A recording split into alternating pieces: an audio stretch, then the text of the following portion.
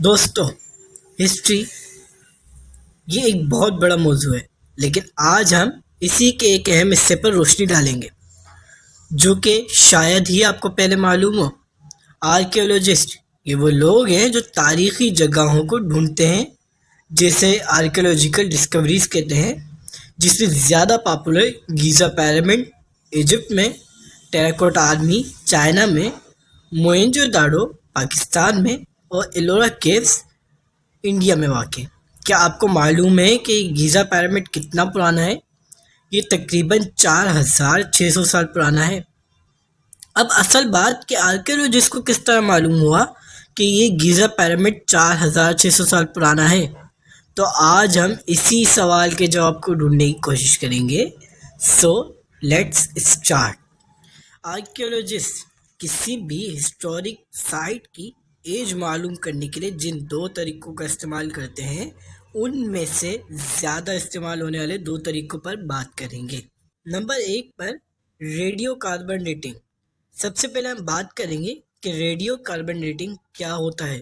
Radio carbon dating, جسے carbon 14 dating بھی کہا جاتا ہے، یہ ایک طریقہ ہے جو آرگینک مٹیریل پر مشتمل کسی چیز کی عمر کا اندازہ کرنے کے لیے استعمال ہوتا ہے۔ اس طریقے کو سر ولر لبنگ اور ان کے کولیگز نے تقریباً 1949 میں شکاگو یونیورسٹی میں بطور پروفیسر اپنے دور میں تیار کی تھی، اور اس کا استعمال archaeologist geology, hydrology, geophysics, atmospheric science, oceanography, chronology اور یہاں تک کہ بایو سائنس میں بھی ہوتا ہے۔ سر ولر لبی کے بارے میں تھوڑا سا بتانا چلوں کہ 17 دسمبر 1908 Grand Valley Colorado U S میں پیدا ہوئے، اور یہ 8 سپٹمبر 1980 میں Los Angeles California U S میں ان کی موت واقع ہوئی، اور ان کو اپنی زندگی میں ملنے والے ایوارڈ میں شاید سب سے بڑا ایوارڈ نوبل پرائز ایوارڈ ہے، جو انہوں نے کیمسٹری میں 1960 میں ملا۔ اگر آپ ان پر ڈیٹیل میں ویڈیو چاہتے ہیں تو کامنٹ باکس میں لازمی بتائیے۔ اب ہم بات کر لیتے ہیں کہ کاربن 14 کس طرح بنتا ہے۔ یہ زمین کے ماحول میں اس وقت بنتا ہے جب کاسمک ریز ایٹماسفیرک نائٹروجن کے ساتھ انٹریکشن کرتی ہے۔ یہ نیولی فارمڈ کاربن 14 آکسیجن کے ساتھ مل کر ریڈیو ایکٹیو کاربن ڈائی آکسائڈ بناتا ہے۔ اس کے بننے کے بعد کاربن 14 ماحول میں کاربن ڈائی آکسائڈ کے ساتھ گل مل جاتا ہے، اور فوٹو سنتھیسس کے ذریعے پھر پودوں کا حصہ بن جاتا ہے۔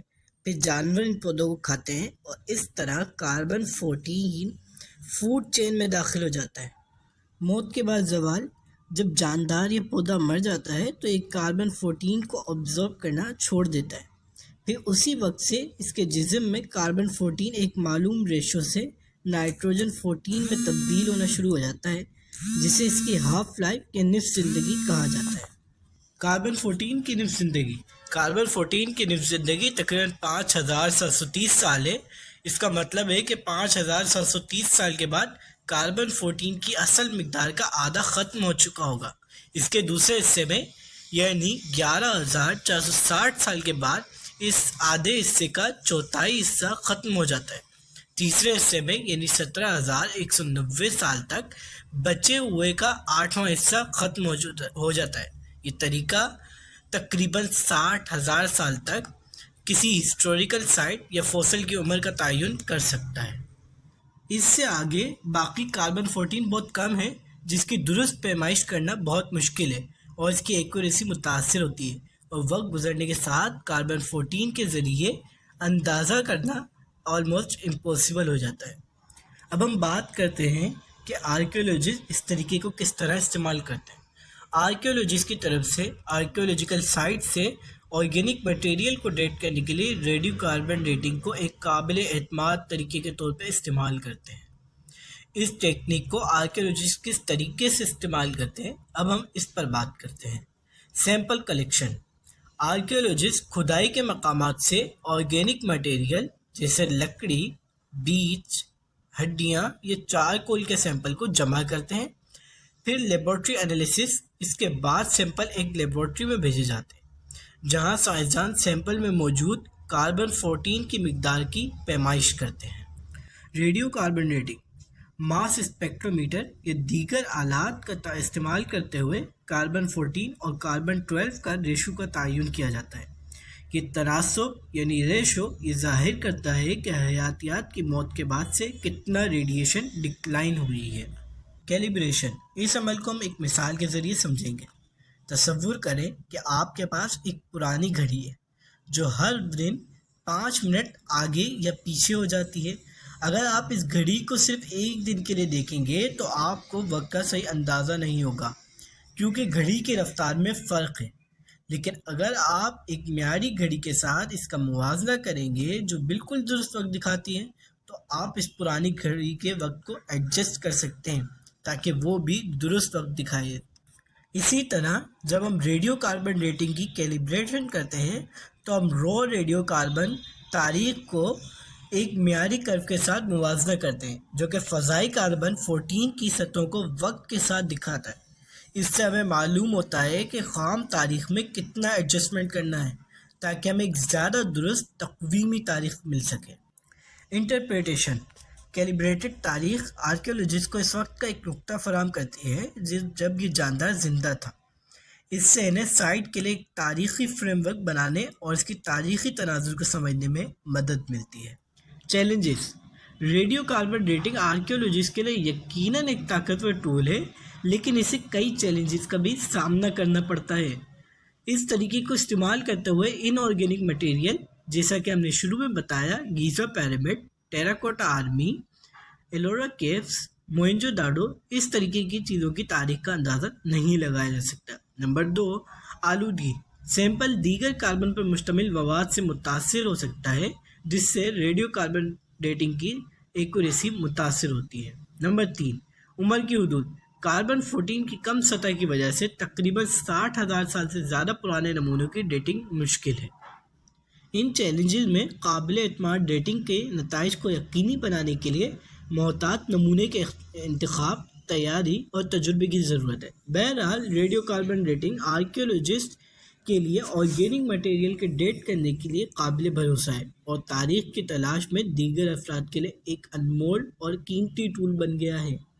اب ہم بات کریں گے ایسے طریقوں پر جو ریڈیو کاربن ڈیٹنگ کے بعد زیادہ اہم ہے اور اس کی رینج بھی زیادہ ہے اور اس سے ان آرگینک مٹیریل کی بھی ڈیٹنگ کی جا سکتی ہے۔ آرکیولوجسٹ مطلق ڈیٹنگ کے طریقوں کا استعمال کرتے ہوئے لاکھوں سالوں سے زیادہ اشیاء کی عمر کا تعین کرتے ہیں۔ یہ طریقے منرلز میں ریڈیو ایکٹیو آئسوٹوپس کے زوال کی پیمائش کرتے ہیں جو آبجیکٹ کے بننے کے بعد سے اب تک انڈسٹربڈ ہیں۔ یورینیم لیڈ ڈیٹنگ، یہ طریقہ اکثر چٹانوں میں زرکون کرسٹل کو ڈیٹ کرنے کے لیے استعمال ہوتا ہے اور یہ اربوں سال پرانی عمروں کا بھی تعین کر سکتا ہے۔ یہ لیڈ آئسوٹوپس میں یورینیم آئسوٹوپس کے زوال کی پیمائش کرتا ہے۔ پوٹیشیم آرگن ڈیٹنگ، آتش فشاں چٹان اور راکھ کے لیے استعمال ہوتا ہے۔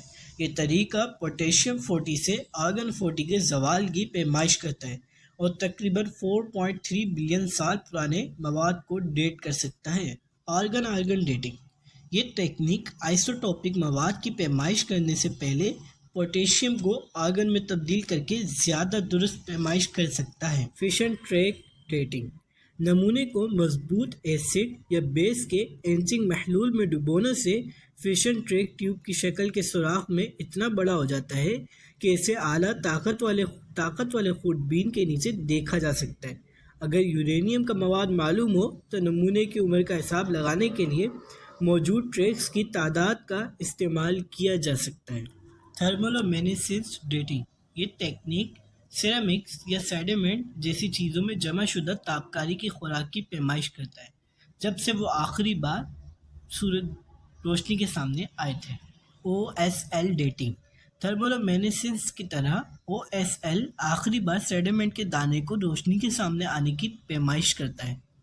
ESR ڈیٹنگ، یہ ٹوتھ انیمل کے لیے استعمال کیا جاتا ہے اور جب حالات ریڈیو کاربن ڈیٹنگ کو روکتے ہیں تو یہ طریقہ سیمپل کے کرسٹل جالی کے اندر پھنسے ہوئے چارج کی پیمائش کرتا ہے۔ یہ طریقے ماہرین آثار قدیمہ یعنی آرکیولوجسٹ اور جیولوجسٹ کو قدیم نمونوں اور جیولوجیکل فارمیشن کی عمر کا تعین کرنے کی اجازت دیتے ہیں۔ جو ہمارے سیارے کی تاریخ کے لیے ایک ٹائم لائن فراہم کرتے ہیں۔ تو مائی کیوریس فیلوز، یہ تھی آج کی ویڈیو۔ اپنا فیڈ بیک کامنٹ باکس میں لازمی دیجیے گا، اور کامنٹ میں یہ بھی بتائیے گا کہ آپ اگلی ویڈیو کس ٹاپک پر چاہتے ہیں۔ یقیناً ہم اس ٹاپک پر ویڈیو لازمی بتائیں گے۔ اپنی سجیشن بھی دے سکتے ہیں۔ لائک، شیئر اور سبسکرائب تو لازمی کر رکھیں۔ اپنا خیال رکھیے گا۔ بائے۔